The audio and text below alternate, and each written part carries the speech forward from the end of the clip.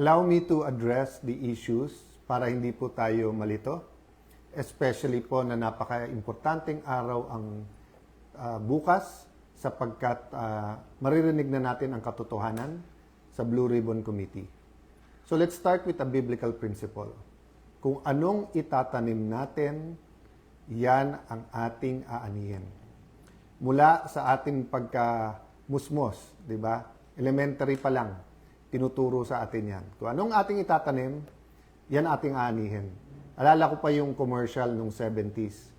Yung basurang tinapon mo, babalik din sa'yo. So yung commercial na yun, may nagtatapon ng basura, bumaha. Pumasok ulit sa bahay nila yung basura kasama yung baha. So ang flood control scam ay hindi nangyari by its own, by itself, no? Hindi to nangyari na aksidente lang, no?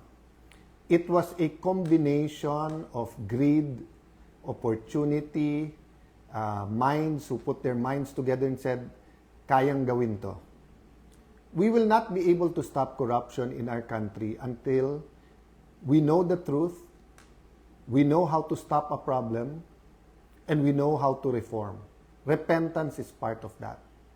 Maniniwala ho ba kayo na ang mastermind ng pinakamalaking corruption scam sa buong history ng Pilipinas ay panay oposisyon ang gumawa? Napakagaling naman po pag members ng opposition ang gumawa under the nose of an administration na samantalang mahigit 2 taon na nangyayari. So, we started, the majority and as Senate President, we started diplomacy po talaga.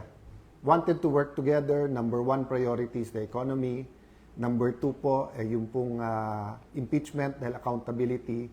Pero kasama po yung ating priority, yung mga flood control issues at iba pang mga scams na bigyan ng tugon.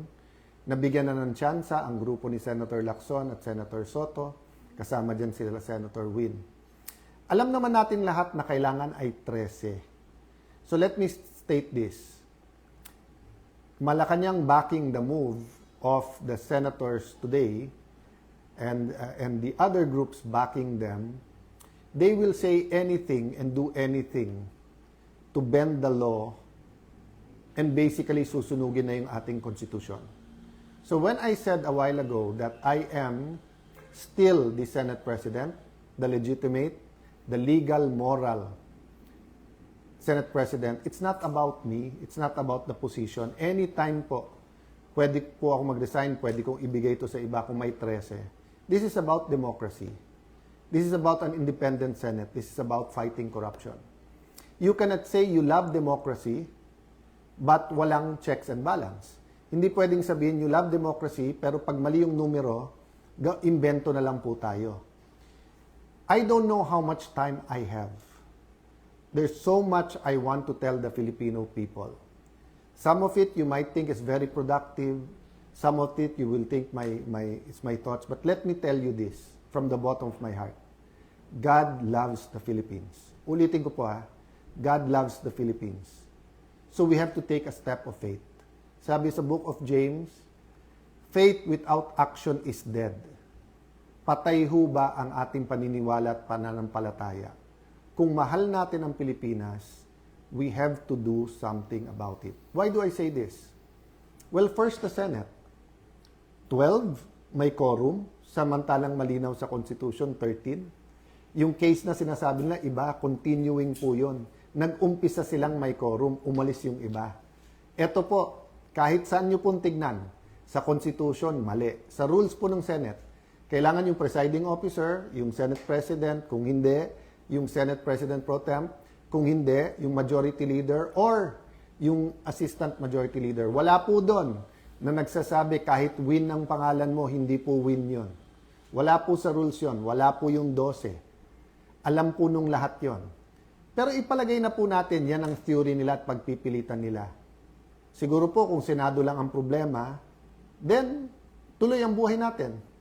You know, life is so complicated, existence in the Philippines is so hard that etong politika para sa politiko lang.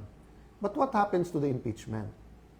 So sa impeachment ho ba ngayon, mag-aaresto ng 2, 4 pa. Para pag sinabi nilang 22, pwede ng 12. So pag 20 na lang o 18, pag 18 na tira, 12 na lang pwede mag-convict. At pagkatapos, paano pagka constitutional change na ang gagawin? At ayaw rin pumayag ng ibang senador. Ikukulong na rin po ba? Malinaw na malinaw po ang konstitusyon at rules po ng Senado. You cannot declare all positions vacant with a number of 12. You cannot even hold a session because walang quorum. Assuming may quorum, you need 12 to remove a Senate President, and then you need 13 to remove a Senate President. Okay? Lilinawin ko po ha. You need 12 for any position below the Senate President pro tem. So, kahit anong chairmanship, majority actually pwede na. Kaya kahit 11 all, pag nawala yung isa, 10, 11, masusunod na yung 11. But for Senate President, for quorum, and for Senate President pro temp, you need 13. No? So, ilalaban po natin to, hindi dahil nilalaban nyo ang Senate Presidency ni Alan Cayetano. Hindi. Kung hindi dahil po, mahalaga sa atin ang 1987 Constitution. Dahil po, hindi ito isang pirasong papel lang. I'm issuing a memo to the Secretariat and to the Office of the Sergeant at Arms to keep the Senate open tomorrow. We will have the Blue Ribbon Committee. As Senate President, nasa authority ko po ang premises ng Senado. Do not padlock the Senate. Do not have an excuse na may rally. Parati naman may rally sa Senate. Do not tempt the Filipino people to come out in thousands, hundred thousands, and millions. We are not provoking a political crisis here. You are provoking a crisis. Sabi nila, trabaho yung issue. Pinalitan lang nila yung mga chairman, tapos in-adjourn din. Hindi rin naman pinatawag yung CA para sa mga general. Hindi rin naman tinuloy yung bill sa sabi lang ospital at saka yung sa mga estudyante, hindi ba? So, kitang-kita po kung ano ang kanilang intensyon. Sabi po nila, I'll address myself to, pasensya na po kayo, to the Pink and Dilaw group. No? Di ba sabi nyo, paano naman yan? Si Senator Marcoleta at si Senator Jinggoy. Bakit sila ang mga vice chairman? Lahat ng issue nandun sa nilagay nyo chairman ngayon. Di ba? Issue sa campaign donations, nandun po yung issue ng malay-maleta, nandun issue sa flood control. And then, ipopostpone yung hearing bukas. Even when chairmans were changed before, you don't need to postpone the hearings. So, ako lalong na-intriga, ano bang pwedeng sabihin ng mga Marines? Ano bang pwedeng sabihin ng Ombudsman, DOJ at saka DPWH na pati Constitution natin ibabasura para lang dito? So yes, I'm appealing for calm. I'm appealing for prayers. But I'm also appealing that we put action to our faith. I will do what I can. I will go to the Senate before 10 o'clock. I will do what I can para buksan yung session hall at nandun po ang hearing natin. My authority now comes from the Constitution, but my strength will come from your prayers and will come from the fact na ang ating bansa ay dapat ipaglaban. I still remember the day that my dad called us together at lumuluha siya at sinabi niyang mag-abroad na kayo because magkakagulo and we don't know what will happen. We may be arrested, we may be killed. That was either February 21 or February 22. I think it was 21, before that day. And we all hugged him and sabi namin, if you love your country, we love hindi ka namin iiwanan.